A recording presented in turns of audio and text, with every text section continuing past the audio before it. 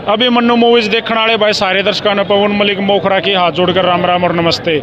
आज जैसा कि दबा दब अपनी वीडियो आने लग रही हैं अपा हाँ बड़म्बा गाँव में। मैं विधानसभा क्षेत्र का गांव है बड़म्बा, बहुत बड़ा गांव है। और बड़म्बा गांव में आज पंचायत थी, तड़के अखबार की सुर्खियों में भी था। एक बहुत बड़ी समस्या इस गांव के साथ घट रही है फिलहाल। एक इंटरनेशनल लेवल का ठग इस गांव में बहुत ज़बरदस्त भरोसा बनाकर लोगों को लूटने का काम कर रहा है। कड़ू थोड़ा इस साइड आ जा भैया, भाई भी दिखने चाहिए।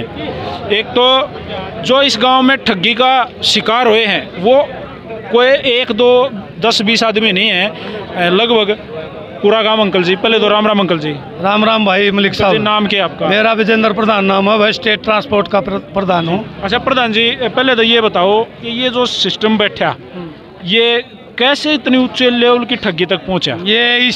ये जो लेवल था ना, ये आदमी 35 साल से कारोबार कर रहा था जींस का, और पूरा गांव का इसके ऊपर विश्वास हो चुका था। मतलब वो गांव की जो फसलें हुआ करती है खरीद कुछ इस पे कपास थी, गेहूं था, धान था, जो भी जिन्स जमींदार का पैदा होती थी वो सभी इसी का रख देते थे। और इसको जमींदारों ने एक बैंक मान रखा था कि भाई सुरेश पंडित बहुत ठीक आदमी है, इसी का पैसे छोड़ दिया। जैसे अखबार में लिख रखी थी कि गांव वाले जो ब्याज के पैसे हुआ करते, जो घर मतलब कहीं से पैसे आ जाते, जैसे अभी जमीन जो अखबार हुई है उनके जो पैसे आए वो भी उसी के पास रख दिया गया। ऐसा जो रेलवे की जमीन निकली ना, तो हमारे गांव के 100% आदमियों का ये मानो ये पैसा इसी के पास रखा गया था। लोगों का इसके ऊपर पूरा विश्वास था, तो इसलिए लोगों ने पूरा पैसा इसी को दे रखा था।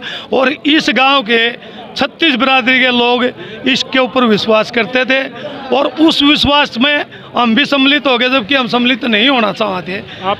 आपके कितने पैसे हैं? मेरे तो 5 लाख रुपए हैं, और मेरा तो एक ट्रेड हुआ करता, मैं किसी को ब्याज में पैसे दिया नहीं करता। एक मौका ऐसा है, मेरी घरवाली ने कहा कि मेरे नाम आप 5 लाख की FD करवा दो। मैं बोला मैं तेरे नाम FD करवा देता हूँ। मेरा एक भाई है ना जो बड़ा बैंक में मैनेजर है, वो इससे लेन देन करता था। उसने मेरे को कहा भैया तू बोला बैंक में FD कराएगा तेरे घरवाली की, तू सुरेश को दे दे। इसने मेरे लड़के ब्याह में 5 लाख रुपए वापसी कर दिए। ये मैंने ज़मीन की रजिस्ट्री करानी थी, तो उस टाइम 5 लाख रुपए मेरे पास बकाए थे। वो मेरी घरवाली बोली 10-20 और बढ़ जाएंगे सुरेश के दिया, वो मैं दिया, वो मेरे 5 लाख भी रह गए। और ब्राह्मणों के भी मैं ये मानता हूँ कम से कम 12 करोड़ रुपए ब्राह्मणों के, इसी गाँव के ब्राह्मणों के, उसके भाइयों के भी, जो उसके परिवार से संबंधित भाई है ना, उनके भी पैसे उसी के पास रखे जाते थे। भाई भी उसके ऊपर पूरा विश्वास करते थे। उसने इस गाँव के साथ विश्वासघात किया है, बहुत बड़ा जुल्म किया है, बहुत बड़ा ठग था। इससे बड़ा ठग इस गांव में आज तक कोई हुआ नहीं। 1% भी शक नहीं हुआ बात जगह नहीं।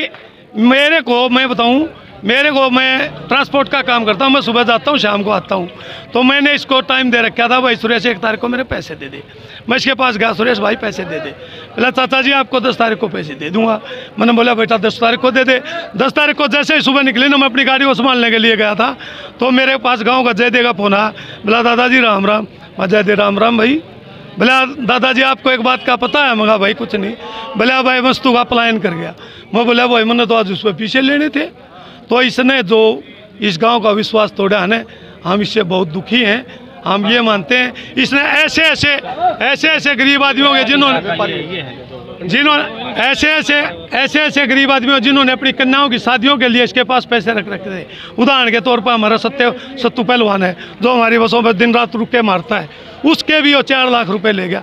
मेरे को इससे निर्दयी आदमी आज तक मैंने देखा नहीं, लगा नहीं करता ऐसा है। हाँ, मतलब ऐसा महसूस ही नहीं होता था।